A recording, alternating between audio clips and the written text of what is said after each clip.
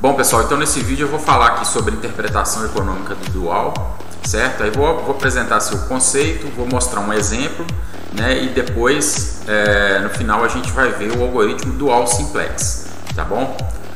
Então vamos imaginar que a gente tem um problema, né, de maximização, dado, né, pela função objetiva, onde eu quero, né, maximizar CJ vezes XJ, né, com as restrições, né, A e J, XJ, né, menor ou igual a BI para todo I. Né? Então, até no exemplo de dualidade eu mostrei um modelo parecido com esse aí, né, onde eu queria maximizar o lucro, né, de produzir alguns produtos sujeito a algumas restrições de disponibilidade da matéria-prima. Né? Então, aqui eu só coloquei de uma forma algébrica. Né? Bom, o dual desse problema é dado, né, pelo somatório dos recursos, né, que estão aqui, né, vezes as variáveis duais, né, sujeito às restrições, né, onde eu vou transpor a matriz A, multiplicar pelas variáveis duais, e isso tem que ser menor ou igual ao que está aqui na função objetivo. Né? Então, no modelo dual, o que está na função objetivo vem aqui para o lado direito. Ok? Bom, suponhamos que x e y sejam soluções ótimas do problema primal e dual.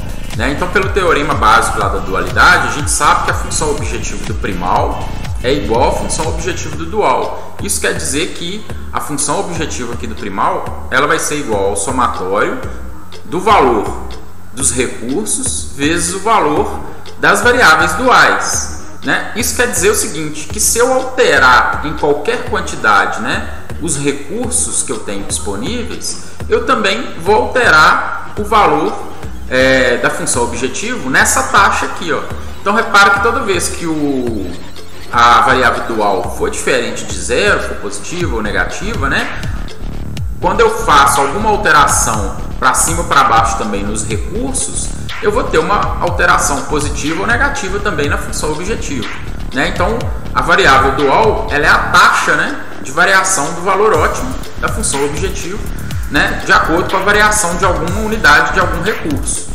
Certo? Então, esse valor, né, o valor dual, na verdade, ele é conhecido aí como preço sombra, né? Que é um valor assim, que a gente não conhece a princípio, né?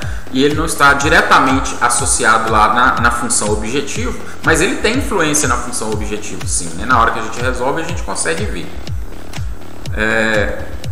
Bom, aqui um exemplo para ficar um pouco mais claro. Né? Então, vamos imaginar que eu tenho lá um conjunto de 3 produtos que eu quero maximizar. Né? E esses produtos estão relacionados aqui no processo tecnológico com esses recursos, né? Onde o primeiro recurso eu tenho 100 unidades, 360 do segundo e 400 do terceiro. E ao resolver o dual aqui, eu tenho que as variáveis duais, né, desse problema é igual a 1, meio e 0. Bom, eu não tinha colocado lá no slide, mas a solução ótima para esse problema aqui, o valor da função objetiva é 280. Né? E eu tenho aqui as variáveis duais, aí só relembrando aqui, né? Então essa restrição aqui, ela está relacionada ao y1, essa restrição aqui, ela está relacionada ao y2 e essa restrição, ela está relacionada ao y3. Bom, aí o que quer dizer esses valores duais aqui? Né? O y1 igual a 1, o y2 igual a meio, o y3 igual a 0. Por exemplo, o y1 igual a 1 quer dizer o seguinte, ó, se eu passar, né, repare o seguinte, como a restrição aqui é menor ou igual, né, se o y1 é maior do que 1, eu já sei que o somatório, né, dos valores de x aqui vai dar exatamente igual a 100. Né, pelo teorema lá das folgas complementares, senão, né, o y1 ia ser obrigado a ser 0. Como ele é 1, eu sei que esse somatório aqui é exatamente igual a 100. Certo? Então, repare o seguinte, como eu quero maximizar e aqui está me impedindo, né, de ser maior do que 100, esse valor igual a 1 aqui, ó, quer dizer que se eu passar essa restrição aqui de 100, né, para 101, quer dizer que eu vou melhorar minha função objetivo de 280 para 281, certo? Da mesma maneira eu posso fazer essa análise aqui, ó. Olha só, como o y2 está maior do que 0, isso quer dizer que o somatório, esse somatório aqui, ó, tá dando exatamente igual a 360. Ou seja, esse somatório só não dá maior porque esse lado B aqui, né, o B2 aqui, está me impedindo, certo? Se está me impedindo, quer dizer que se o y2, né, ele se modificar de 360 para 361, a minha função objetivo ela vai passar de 280 para 280,5, né? Então eu vou ganhar meio, né, aqui na função objetivo.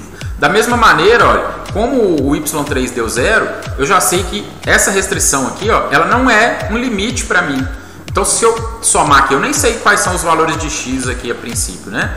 Se eu somar os valores de x aqui, eu já sei que vai ser menor do que 400, porque o y3 é igual a 0. Isso quer dizer que se eu passar aqui de 400 para 401, não vai acontecer nada na minha função objetivo.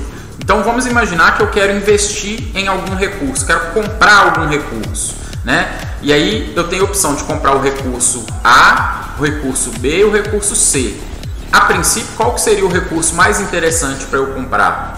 Seria o recurso A, porque ele tem o maior valor aqui, né? Então é melhor eu passar aqui de 100 para 101 do que aqui de 300 para 361, porque olha, aqui eu vou ganhar meio, né? Se eu comprar lá na segunda restrição, e aqui eu vou ganhar 1 inteiro, né? Da mesma maneira, se chegarem para mim e falar assim, olha, quanto que você está disposto a pagar por um recurso, né? Por uma unidade desse recurso aqui, do primeiro recurso? Eu estou disposto a pagar no máximo 1, né? Porque 1 fica elas por elas, eu não estou ganhando nem perdendo. Se eu pagar mais do que 1, aí eu estou perdendo.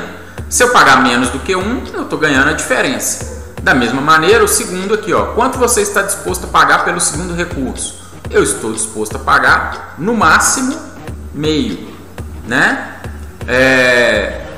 Se eu pagar mais do que meio, eu estou perdendo. Se eu pagar meio, tá elas por elas. Se eu pagar menos do que meio, eu estou ganhando a diferença.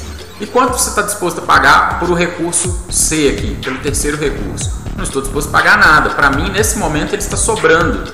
Então, não vale a pena eu gastar nada com ele nesse momento, né? Com essa configuração aqui, ok? Então, isso aí é uma interpretação econômica do dual. Depois a gente vai ver isso com mais detalhes, né, na análise de sensibilidade, ok? Então, vamos ver aqui, pessoal, o funcionamento do algoritmo dual simplex, né? Então, a gente vai ver que ele tem poucas diferenças, né, com o algoritmo simplex tradicional que a gente viu. E ele facilita a resolução em algumas situações, né? A gente vai ver aqui. Então vamos imaginar esse modelo aqui, né? Então reparem, né, que eu tenho aqui o lado B aqui que está negativo, né? E se eu acrescentar aqui as variáveis de folga, né? Vamos mostrar aqui no quadro diretamente.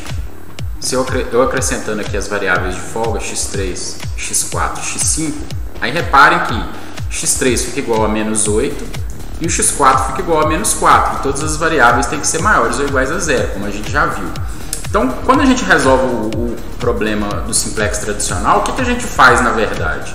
A gente mantém, né, isso aqui maior ou igual a 0, né, e tenta eliminar tudo que está negativo aqui. O que a gente está fazendo na verdade é o seguinte: a gente está mantendo a viabilidade no problema primal e tentando retirar a inviabilidade do problema dual. Como está tudo positivo nesse caso aqui, quer dizer que o problema dual, com essa solução aqui, o problema dual é viável, né? E o problema primal, ele está inviável. Então, ao invés da gente resolver, né, colocando aqui na forma padrão, ou seja, colocar aqui na forma padrão, eu vou restabelecer a viabilidade aqui. Só que aí eu iria ter que criar aquele problema artificial, né? Então eu teria que resolver pelo simplex das duas fases. Como o dual aqui já está viável, o que a gente vai fazer é o seguinte: a gente vai resolver através do algoritmo dual simplex, né? O que o dual simplex faz? Como o primal simplex, ó, eu mantinha aqui viável e restabelecia, né, a viabilidade do dual, agora eu vou manter a viabilidade do dual e restabelecer a viabilidade do primal, ok? Então vou mostrar como é que faz isso aqui passo a passo. Então ó, a gente tem a mesma solução aqui, né? Então reparem que a gente tem duas inviabilidades, né? Que é o que? No x3 e no x4 aqui.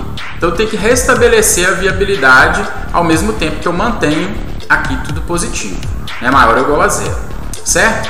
Então repare o seguinte, da mesma maneira que a gente fazia lá no primal, né? No primal simplex, que era o que? Eu tinha que escolher primeiro uma variável para entrar na base e escolher a mais negativa. Por que eu escolho a mais negativa? Porque aqui dava maior contribuição para a função objetivo, né? Uma outra maneira de pensar é o seguinte, na verdade eu escolhi o mais negativo porque era o que estava mais violando a viabilidade do problema dual. Da mesma maneira, eu vou escolher o mais negativo aqui, ó. Por quê? Porque é a que está mais violando a restrição aqui, né? Eu não tenho a restrição que tem que ser maior ou igual a zero. Então, como é menor do que zero, qual que tá, né? Qual que é o mais negativo? O mais negativo é o x3. Então, eu vou restabelecer a viabilidade dessa linha aqui. Para isso, então, eu tenho que tirar o x3 da base. Então, olha só, no primal simplex, eu primeiro escolho quem entra, depois escolho quem sai. No dual, eu escolho primeiro quem sai e depois vou escolher quem entra. Olha só agora, como eu preciso fazer esse lado aqui ficar positivo, né? A única maneira de eu conseguir fazer isso é uma divisão ou uma multiplicação por um número negativo. Então, para entrar na base, eu só posso escolher alguém que tem um sinal negativo nessa linha aqui, ó. Então, as minhas opções para entrar na base seriam o x1 ou o x2, certo? Então, não pode ser nem zero, né? Nem positivo. E se a linha tiver só zero e positivo? Isso quer dizer que o problema dual ele é ilimitado e o problema primal não tem solução viável, ok? Mas nesse caso aqui, ó, eu tenho dois candidatos, né? Aí, repare o seguinte, eu vou ter que fazer aquele teste da razão que eu fazia lá no primal simplex. No primal simplex, né, eu pegava esse valor aqui e dividia, né, pelos valores, né, maiores do que zero da linha. Agora, o que eu vou fazer? Eu vou pegar esses valores aqui e dividir também pelos valores negativos da linha, né? Então, meus candidatos a entrar são x1 e x2, ó. Então, eu vou fazer o seguinte, ó. Vou pegar ali o x1, seria 2 dividido por menos 1. Isso aqui em módulo. Isso aqui vai dar 2. O outro seria 1 dividido por menos 2. Né? Então, isso aqui vai dar meio, né? Então, vou escolher o menor. Por que eu preciso escolher o menor? Porque se eu escolher o maior, né, o que der o maior resultado, o que vai acontecer é que algum desses valores aqui vai ficar negativo. E aí eu vou ter uma inviabilidade no dual. E lembrem-se lá, né? Eu preciso manter a viabilidade do problema dual. Então, escolho, né, o menor aqui, que no caso vai ser o x2. Então, meu pivô passa a ser o menos 2, né? E aí agora eu preciso fazer aquelas operações de linha e coluna normalmente, como eu faço, né, no primal simplex. Então aqui a primeira linha aqui, né, vai ficar a L' 1 é igual a L1 dividido por menos 2. Então vai ficar aqui, né, na minha base vai ficar x2, x4 e x5.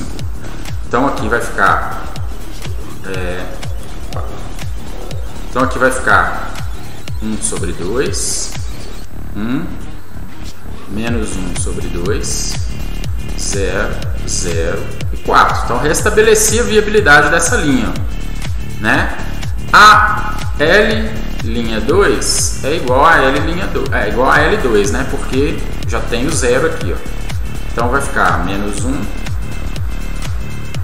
0, 0, 1, 0 e menos 4.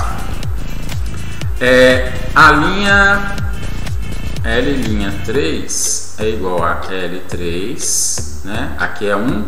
Então seria menos essa linha aqui, né? Então, para zerar aqui, 1 menos 1, então seria menos a L linha 1, linha nova.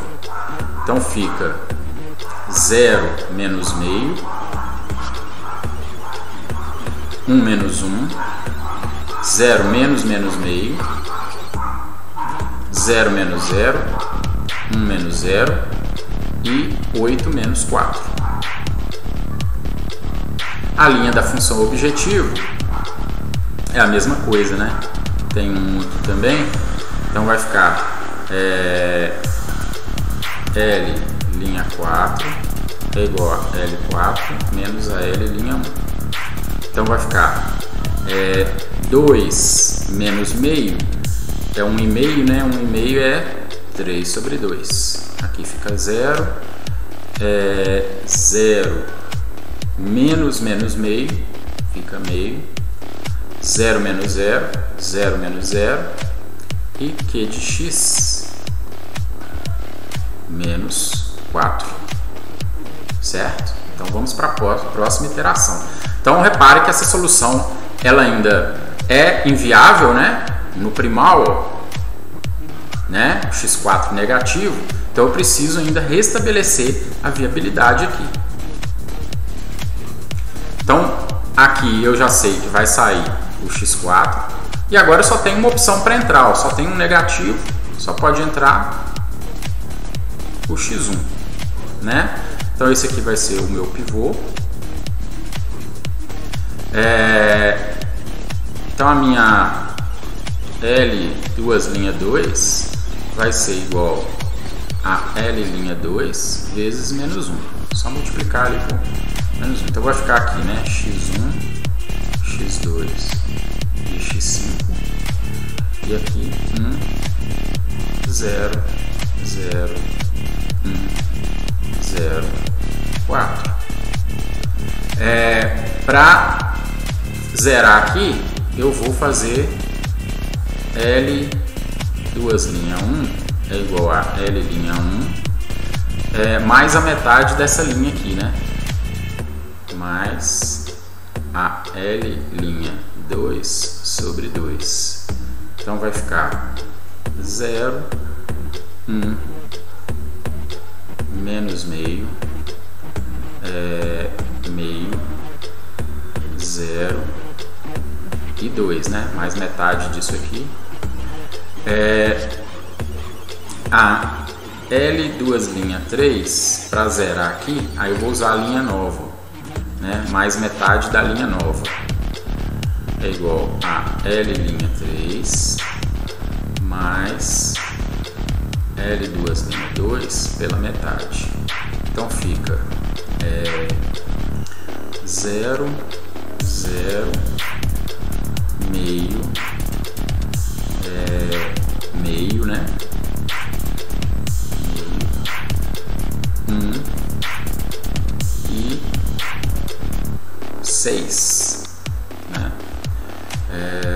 Que é mais essa linha pela metade. A L duas linha 4 vai ser igual a L linha 4 mais essa linha aqui, ó, somar essa linha aqui, a antiga, porque já está negativa aqui, mais essa linha aqui vezes 3 sobre 2, mais a L linha 2 vezes 3 sobre 2. Então, vai ficar aqui, ó, 0, 0, 1 sobre 2, aqui é 1 sobre 2, então mais 3 sobre 2, 3 sobre 2, 0 e Q de x, aí fica menos 4, menos 4 vezes 3 sobre 2, então 4 vezes 3 sobre 2 é igual a 6. Opa, 6. Então seria, né, menos 4 menos 6, então menos 10. Então agora repare, ó, a gente tudo maior ou igual a 0 aqui, tudo maior ou igual a 0 aqui. Isso quer dizer que o problema é viável no primal, viável no dual. Então eu tenho uma solução que é viável no primal e no dual, né? E então essa solução é ótima. E aí encerra o algoritmo, ok? Então tá aí o funcionamento do algoritmo dual simplex. Até o próximo vídeo.